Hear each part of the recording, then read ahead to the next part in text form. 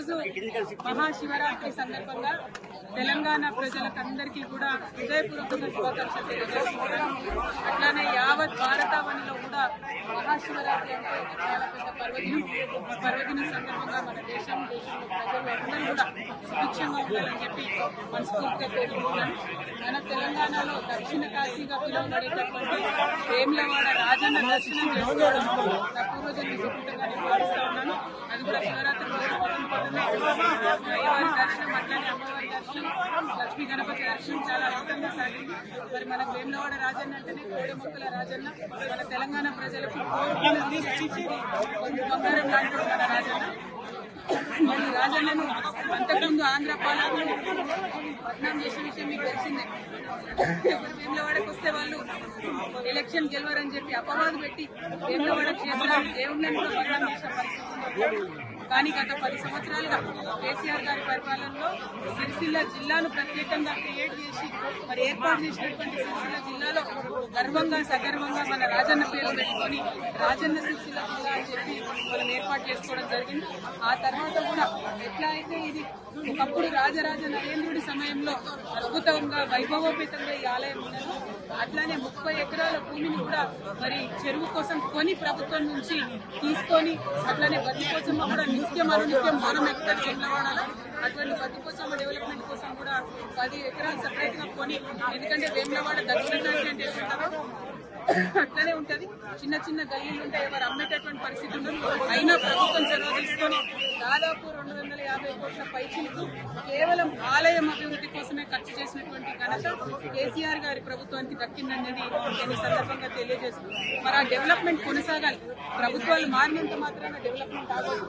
ఏవైతే 30 ఎకరాలు మేము అక్కడ కొని మా ప్రభుత్వం నుండి రాజన్న వారి ఆలయానికి ఇచ్చినామో మరి ఆలయంలో గుడి చెరువు దగ్గర డెవలప్మెంట్ అన్నది ఆగిపోయిందని ప్రయవారు చెప్తా ఉన్నారు. ఆ డెవలప్మెంట్ కంప్లీట్ చేయాలి. అక్కడ అనుకున్నటువంటి హాల్స్ కానీ, కళ్యాణ మండపాలు కానీ, చౌల్ట్రీ కానీ ఇవన్నీ ఫినిష్ చేస్తే వచ్చిపోయేటటువంటి భక్తులందరూ కూడా మంచి ఉపయోగంగా ఉండేటటువంటి ఆస్కారం ఉంటుంది. అట్లానే సిరిసిల్ల రాజన్న జిల్లా అంటేనే మరి చేనేత అన్నల జిల్లా. మరి అదేవిధంగా చేనేతల కోసం కూడా అనేకమైనటువంటి కార్యక్రమాలు గౌరవనీయులు కేటీఆర్ అన్న గారు కూడా పెద్ద ఎత్తున టేకప్ చేయడం జరిగింది. కానీ అవన్నీ కూడా ఇప్పుడున్నటువంటి ప్రభుత్వ హయాంలో వడకేసిన ఈ నేతన్నకి ఇస్తానని ఏది కూడా ఇస్తలేరు. మళ్ళీ సిరిసిల్లగా మార్చేటటువంటి ప్రయత్నం జరుగుతూ ఉంది. వీటిని విరమించుకొని ప్రభుత్వం ఎటువంటి భేదభావాలు లేకుండా అన్ని నియోజకవర్గాలు మన నియోజకవర్గాలే అని డెవలప్మెంట్ చేయాలి. మా కార్యకర్తలను కూడా సిరిసిల్ల రాజన్న జిల్లాలో బాగా హెరాస్మెంట్ చేయడం, కేసులు పెట్టడం, చిన్న చిన్న వాళ్ళు టీ కొట్టు పెట్టుకున్నటువంటి వాళ్ళని కూడా రామన్న ఫోటో ఉంటే తీసి పక్కనేయడం జరుగుతుంది. ఇంత భేదభావం అవసరం లేదు. ఇవాళ పండగ రాజకీయం మాట్లాడాలనుకున్నా కానీ మన తెలంగాణ ఉద్యమ సందర్భంగా కూడా ఎప్పుడైనా కూడా గుడైనా బడైనా చెప్పేది గంటపతంగా చెప్పేటటువంటి నిజాయితీ ఉన్న వాళ్ళం కాబట్టి ఈ అంశాలు కూడా చెప్పాల్సి వస్తుంది. మరి ఒక్కసారి ప్రభుత్వాన్ని రిక్వెస్ట్ చేస్తున్నాం, ఏదైతే డెవలప్మెంట్ సాగిందో అది కొనసాగించాలని కోరుతా ఉన్నాం. స్థానికంగా లక్ష్మీ నరసింహారావు గారు, కులవమ్మ గారు, జిల్లా అధ్యక్షుడు నాగన్న గారు, అట్లానే నాయకులందరూ కూడా ఉన్నారు. వారందరితో కూడా మరి డెవలప్మెంట్ జరిగింది. ఎస్పెషల్లీ వినోదన్న గారు ఎంపీగా ఉన్నప్పటి నుంచి కూడా పెద్ద ఎత్తున కేంద్ర ప్రభుత్వం నుంచి కూడా నిధులు తీసుకొచ్చి అభివృద్ధి చేయడం జరిగింది. వారందరినీ కూడా ప్రజల ఆశీర్వాదాలను కోరుతున్నాను. ఈ రోజు మహాశివరాత్రి సందర్భంగా తెలంగాణ ప్రజలకందరికీ కూడా హృదయపూర్వకంగా శుభాకాంక్షలు తెలియజేస్తున్నాను. అట్లానే యావత్ భారతావనిలో కూడా మహాశివరాత్రి అంటే చాలా పెద్ద పర్వదినం సందర్భంగా మన దేశంలో ప్రజలు అందరూ కూడా సుభిక్షంగా ఉండాలని చెప్పి మనస్ఫూర్తిగా కోరుకుంటున్నాను. మన తెలంగాణలో దక్షిణ కాశీగా పిలువబడేటటువంటి వేములవాడ రాజన్న దర్శనం చేసుకోవడం నా పూర్వజన్మ సుకృతంగా నేను భావిస్తా ఉన్నాను. అది కూడా శివరాత్రి అయ్యవారి దర్శనం, అట్లానే అమ్మవారి దర్శనం, లక్ష్మీ గణపతి దర్శనం చాలా అద్భుతంగా సాగింది. మరి మన వేములవాడ రాజన్న అంటేనే కోడి మొక్కల రాజన్న, మన తెలంగాణ ప్రజలకు బంగారం లాంటి మన రాజన్న. మరి రాజన్నను అంతకుముందు ఆంధ్ర పాలకులు బద్నాం చేసే విషయం మీకు తెలిసిందే. వేములవాడకు వస్తే వాళ్ళు ఎలక్షన్ గెలవరని చెప్పి అపవాదు పెట్టి వేములవాడ క్షేత్రాన్ని దేవుళ్ళని కూడా బద్నాం చేసిన పరిస్థితి. కానీ గత 10 సంవత్సరాలుగా కేసీఆర్ గారి పరిపాలనలో సిరిసిల్ల జిల్లాను ప్రత్యేకంగా క్రియేట్ చేసి మరి ఏర్పాటు చేసినటువంటి సిరిసిల్ల జిల్లాలో గర్వంగా సగర్వంగా మన రాజన్న పేరు పెట్టుకొని రాజన్న సిరిసిల్ల జిల్లా అని చెప్పి మనం ఏర్పాటు చేసుకోవడం జరిగింది.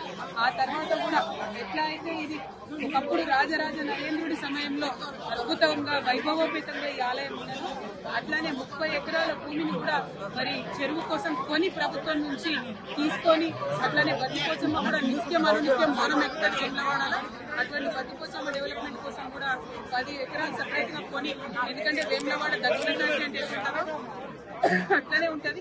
చిన్న చిన్న గల్లీలు ఉంటాయి, ఎవరు అమ్మేటటువంటి పరిస్థితి ఉండదు.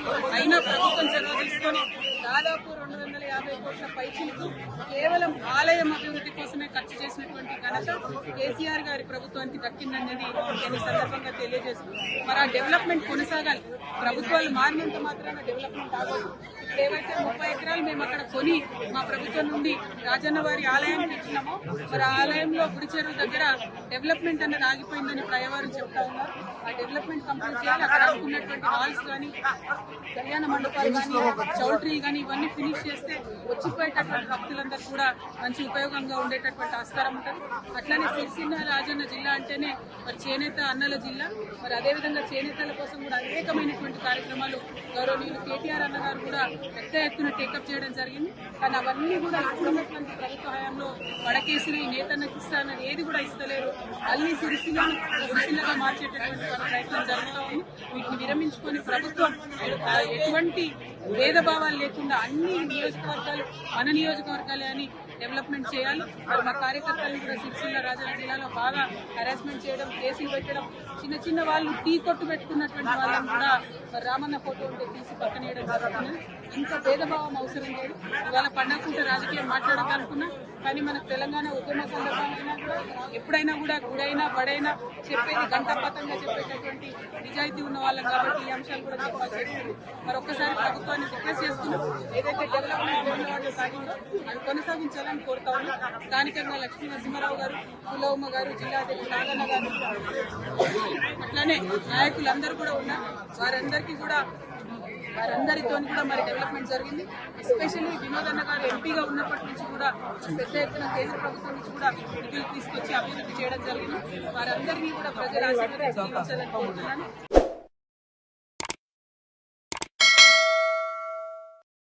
Hi friends, thank you for watching this video. ఈ వీడియో గనుక మీకు నచ్చినట్లయితే దయచేసి లైక్ చేయండి, షేర్ చేయండి. ముఖ్యంగా మా ఛానల్ 24/7 న్యూస్ టీవీని సబ్స్క్రైబ్ చేసుకోండి.